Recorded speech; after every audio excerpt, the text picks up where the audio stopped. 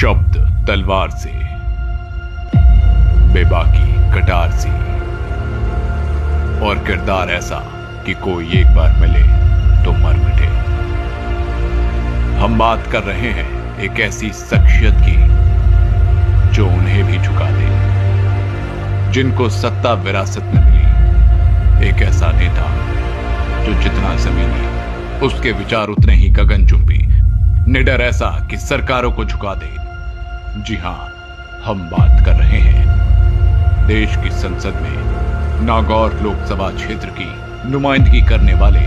तथा राष्ट्रीय लोकतांत्रिक पार्टी के संस्थापक हनुमान बेनीवाल की। राजस्थान के नागौर जिले में स्थित ग्राम बरण गांव में जन्मे हनुमान बेनीवाल ने कई बड़े संघर्षों के बाद अपना राजनीतिक जीवन शुरू किया। हम दरिया हैं, हमें अपना हुनर मालूम है, जिस तरफ भी निकलेंगे रास्ता बना लेंगे। इसी संकल्प के साथ राजस्थान की राजनीति में हनुमान बेनीवाल ने अपना सफरनामा शुरू किया। आपके पिताजी स्वर्गीय श्री रामदेव जी चौधरी नागौर जिले की मुंडवा विधानसभा क्षेत्र से 2 बार विधायक रहे, परंतु हनुमान बेनीवाल ने अपने पिता के राजनीतिक जीवन को ढाल बनाए बिना उनके राजनीतिक संघर्ष और व्यक्तित्व को अपने जीवन में उतारकर जनहित के लिए अपने राजनीतिक जीवन की शुरुआत की थी। हनुमान बेनीवाल ने अपना सफर छात्र राजनीति से शुरू किया और राजस्थान की राजधानी जयपुर में स्थित राजस्थान कॉलेज में वर्ष 1993 में बतौर अध्यक्ष निर्वाचित हुए। इसके बाद वर्ष 1995 में राजस्थान विधि कॉलेज के अध्यक्ष बने। तत्पश्चात वर्ष 1997 में राजस्थान विश्वविद्यालय के सिरमौर बनकर अध्यक्ष का चुनाव निर्दलीय विजय होकर राजस्थान विश्वविद्यालय के छात्र संघ अध्यक्ष बने। छात्र राजनीति का संघर्ष। श्री हनुमान बेनीवाल ने अपने जीवन में अनेक कठिनाइयों का सामना किया, मगर अपने निर्णय पर अटल रहना इनकी प्रमुख विशेषता है। वर्ष 1997 में जब राजस्थान विश्वविद्यालय प्रशासन ने छात्रों की फीस में 16 गुना की वृद्धि की गई, तो उसके खिलाफ वो विश्वविद्यालय में ग्रामीण छात्रों के आरक्षण को लेकर आंदोलन किया तथा 17 दिनों तक जेल में भूख हड़ताल की। तब राजस्थान के तत्कालीन मुख्यमंत्री भैरू सिंह शेखावत की सरकार को झुकना पड़ा। वह हनुमान बेनीवाल से वार्ता के लिए अपने 3 मंत्रियों को जयपुर स्थित केंद्रीय कारागार में भेजा, जहां सरकार के प्रतिनिधियों ने हनुमान बेनीवाल की मांगों को मानते हुए फीस में की गई बढ़ोतरी को वापस लिया। राजस्थान विश्वविद्यालय में ग्रामीण छात्रों को 5% आरक्षण देकर अनशन को समाप्त करवाया। छात्र राजनीति से विधानसभा तक का सफर। श्री हनुमान बेनीवाल ने नवगठित ख्यूसर विधानसभा से 2008 में भाजपा से चुनाव लड़ा और नागौर जिले से रिकॉर्ड मतों से विजय हुए, परंतु पार्टी में सामंतवाद से प्रेरित सोच से अधीन कार्य करने से इनकार कर दिया और राज्य के किसानों के हितों की लड़ाई लड़ने लगे।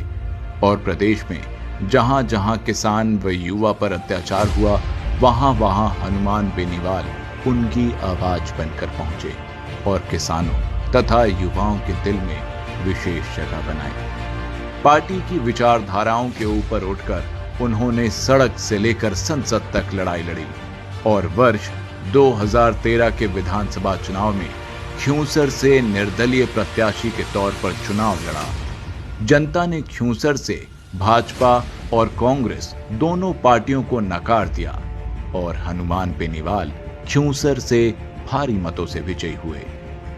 इनकी लोकप्रियता का अंदाजा इसी बात से लगाया जा सकता है कि वर्ष 2013 विधानसभा चुनाव में तत्कालीन गुजरात के मुख्यमंत्री व वर्तमान प्रधानमंत्री श्री नरेंद्र मोदी जी ने ख्यूसर क्षेत्र के कुचेरा कस्बे में जनसभा भी की। इसके बावजूद भारतीय जनता पार्टी व कांग्रेस के प्रत्याशियों को भारी मतों से पराजय का सामना करना पड़ा। व्यवस्था परिवर्तन के लिए जन आंदोलन की शुरुआत और आरएलपी का गठन। विधायक रहते हुए हनुमान बेनीवाल ने राजस्थान के किसानों, युवाओं के हितों तथा आम आवामों के हक की लड़ाई लड़ने के लिए व्यवस्था परिवर्तन के संकल्प के साथ किसान हुंकार महारैली के रूप में जन आंदोलन की शुरुआत की और 7 दिसंबर 2016 को नागौर जिला मुख्यालय पर, 7 जनवरी 2018 को बाड़मेर जिला मुख्यालय पर, 4 फरवरी 2018 को बीकानेर जिला मुख्यालय पर तथा 10 जून 2018 को सीकर जिला मुख्यालय पर लाखों लोगों की मौजूदगी में इन किसान हुंकार महारैली का आयोजन किया और मुख्य मुद्दे थे किसानों की संपूर्ण कर्ज माफी, कृषि हेतु मुफ्त बिजली, स्वामीनाथन आयोग की संपूर्ण सिफारिशों को लागू करने, टोल मुक्त राजस्थान, बेरोजगारों को स्थायी रोजगार, सरकारी महकमों में रिक्त पड़े पदों को भरने तथा उद्योगों में 80% तक स्थानीय लोगों को रोजगार में प्राथमिकता देने जैसे दर्जनों जनहित से जुड़े मामले शामिल थे। जनमानस की मंशा के अनुरूप दिनांक 29 अक्टूबर 2018 को राजधानी जयपुर में लाखों लोगों की उपस्थिति में आयोजित हुई किसान हुंकार महारैली में स्वच्छ, सरल, समर्पित नारे के साथ राजस्थान के पहले क्षेत्रीय दल राष्ट्रीय लोकतांत्रिक पार्टी का गठन किया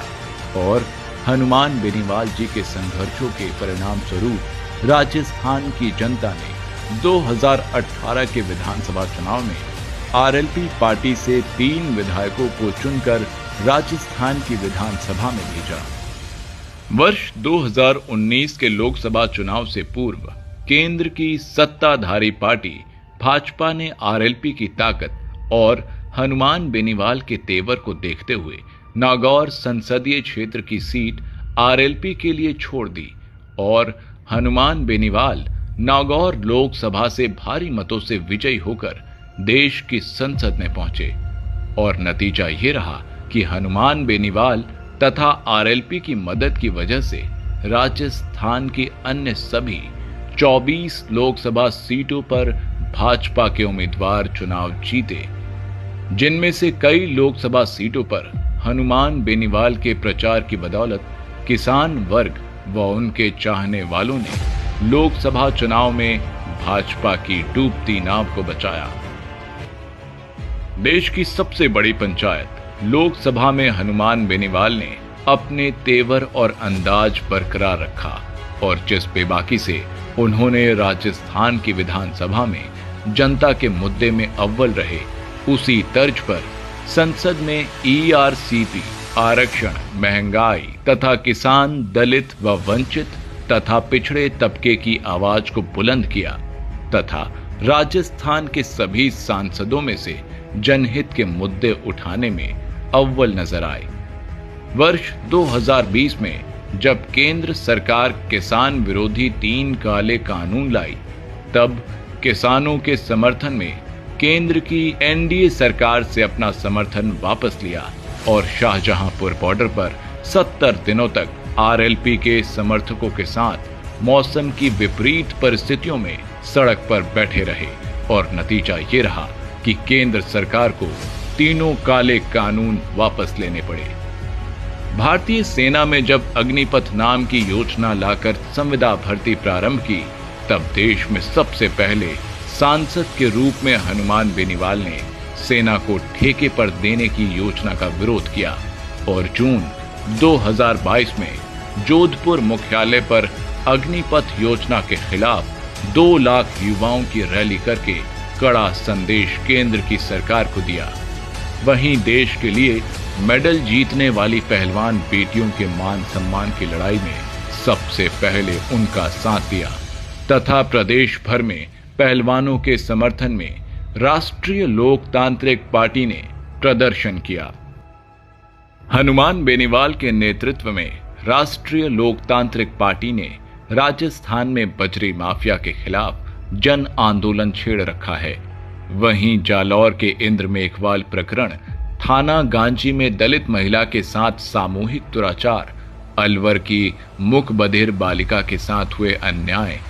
तथा बीकानेर के खाजूवाला में दलित बालिका का सामूहिक दुष्कर्म करके हुई हत्या जैसे दलितों पर हुए अत्याचारों से जुड़े दर्जनों मामलों में प्रखर रूप से दलित हितों की परोपकारी की तथा राजस्थान में किसी भी वर्ग पर हुए अत्याचार तथा अन्याय के मामले में सबसे पहले न्याय की लड़ाई की अगुवाई हनुमान बेनीवाल करते हैं। संघर्षशील, कर्मठ, बेबाक तथा मिलनसार छवि के धनी हनुमान बेनीवाल के घर के दरवाजे हमेशा लोगों के लिए खुले रहते हैं और बिना किसी भेदभाव के साथ हर वर्ग और समाज के काम इनके द्वारा किए जाते हैं। एक महान व्यक्तित्व के नेतृत्व में बनी राजस्थान की पहली क्षेत्रीय पार्टी राष्ट्रीय लोकतांत्रिक पार्टी व्यवस्था परिवर्तन के संकल्प के साथ राजस्थान का नवनिर्माण करना चाह रही है, जिसमें आप सभी का सहयोग व योगदान अत्यंत आवश्यक है। इसलिए भाइयों, अब बारी है एक होकर नए राजस्थान के निर्माण की। अब बारी है समाज के अंतिम छोर पर बैठे व्यक्ति की भूमिका सत्ता में लाने की। अब बारी है आरएलपी